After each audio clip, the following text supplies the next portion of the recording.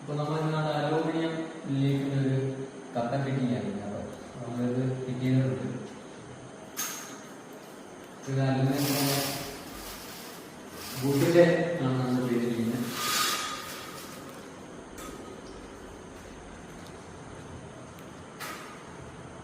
ഇതാണ് നമ്മൾ അലൂമിനിയത്തിന്റെ വുഡിന്റെ ചെയ്തിരിക്കുന്ന കട്ടനാണ് കേട്ടോ.